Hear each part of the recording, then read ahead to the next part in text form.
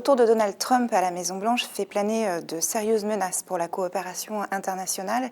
y compris en matière de réglementation bancaire. Il n'a pas pour le moment précisé ses intentions, mais on ne peut pas écarter le risque qu'il œuvre en faveur d'un abandon ou d'une traduction à minima de la finalisation de Bâle III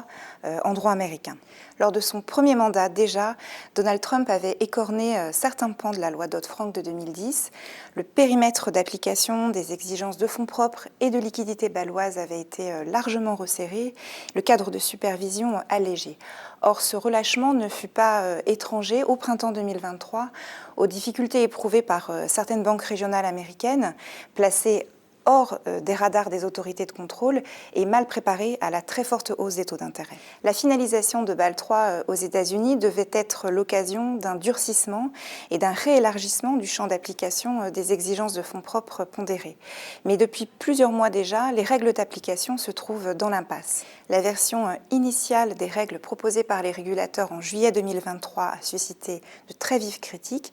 tandis que la tentative de réécriture d'une partie de ces règles en septembre dernier a échoué, malgré les allègements proposés, et révélé de très profondes divergences de vues au sein des agences de régulation. Or, dès son investiture et avec l'appui du Sénat, Donald Trump pourra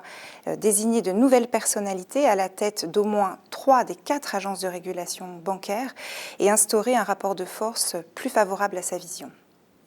Il est encore trop tôt pour en préciser l'issue, mais l'équité des règles promues par le comité de Bâle à l'échelle mondiale pourrait être mise à mal, car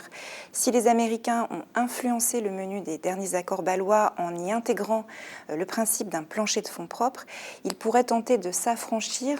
d'une traduction fidèle de la mesure bâloise des risques opérationnels, de contrepartie et de marché, alors que dans l'Union européenne, les recommandations finales du comité de Bâle seront progressivement appliquées à partir du 1er janvier prochain.